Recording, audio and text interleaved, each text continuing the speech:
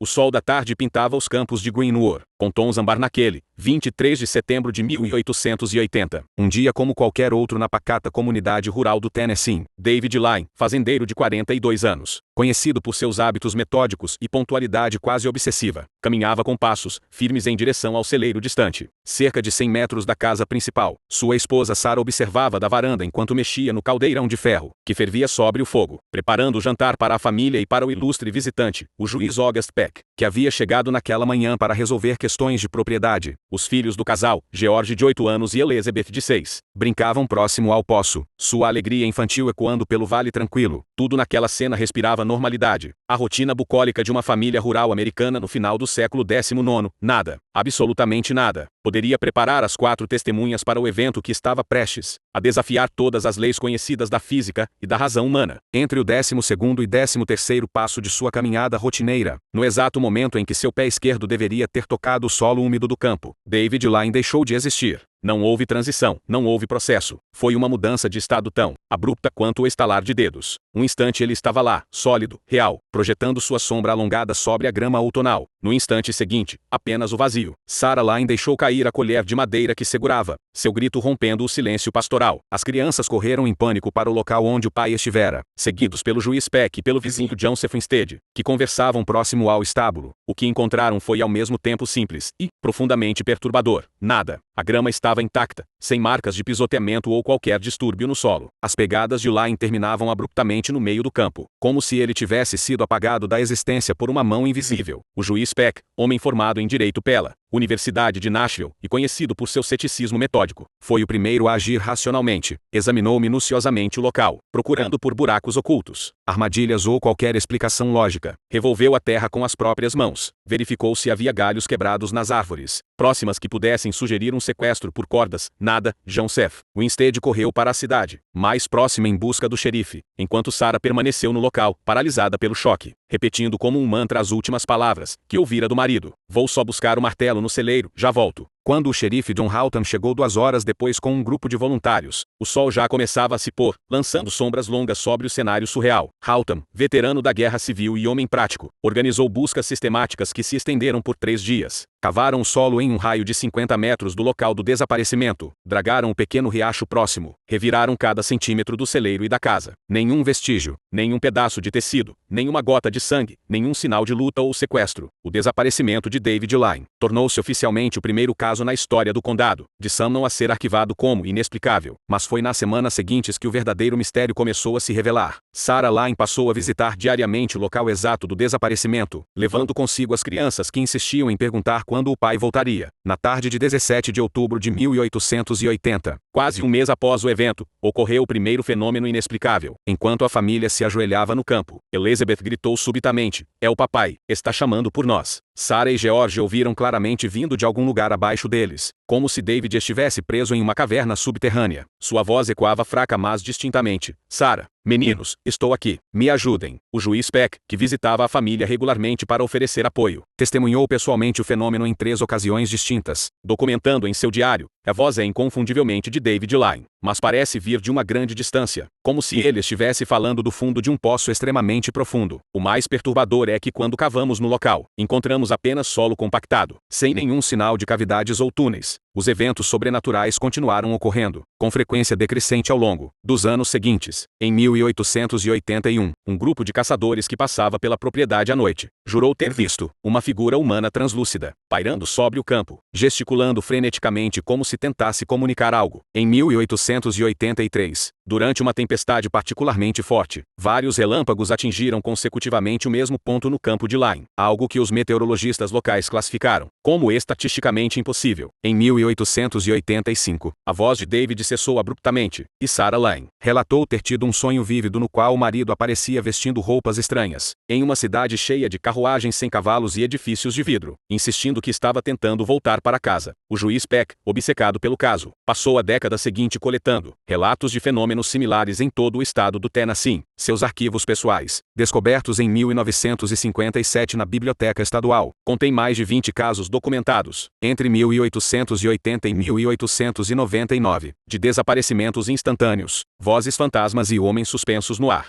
Em uma carta particular para um colega juiz em 1895, Peck escreveu: "Estou convencido de que o que aconteceu com David Lyne não foi um incidente isolado, mas sim a manifestação de algum princípio natural que ainda não compreendemos. Os nativos Cherokee desta região têm lendas sobre lugares onde o mundo se dobra, e começo a acreditar que podem estar certos." O século X trouxe novas camadas de mistério ao caso. Em 1921, um grupo de pesquisadores da Sociedade Americana de Pesquisas Psíquicas detectou anomalias magnéticas no campo Lyne. Suas bússolas comportavam-se erraticamente em um raio preciso de 3,2 metros do epicentro do desaparecimento. Em 1938, uma criança desapareceu por 12 horas nas proximidades, reaparecendo com histórias de ter visto um homem triste flutuando no ar, que pedia ajuda em uma língua estranha. Em 1954, o caso ganhou nova dimensão quando Orlando Serrell, um fazendeiro local que sobrevivera a um misterioso acidente, começou a demonstrar conhecimento detalhado e preciso sobre o desaparecimento, incluindo informações que nunca haviam sido tornadas públicas, como a cor exata da camisa que Lyne vestia no dia do incidente, azul claro, com botões de madrepérola, e as palavras exatas trocadas entre o juiz Peck e Sarah Lyne momentos após o evento. A era científica trouxe novas perspectivas ao mistério. Em 1973, o físico Samuel Gellon do Instituto de Tecnologia de Massachusetts publicou um artigo controverso sugerindo que o campo Lyne poderia ser um ponto quente de atividade espaço-temporal. Suas medições detectaram flutuações mínimas, mas significativas no campo gravitacional local. Em 1992, imagens de satélite revelaram uma discreta anomalia geomagnética, exatamente no local do desaparecimento. E em 2018, uma equipe de físicos quânticos da Universidade de Stanford, utilizando equipamentos de última geração, registrou o que descreveram como microdistorções na estrutura espaço-temporal, flutuações em escala subatômica que, segundo suas teorias, poderiam indicar a presença de um buraco de minhoca natural ou falha dimensional. O documento mais revelador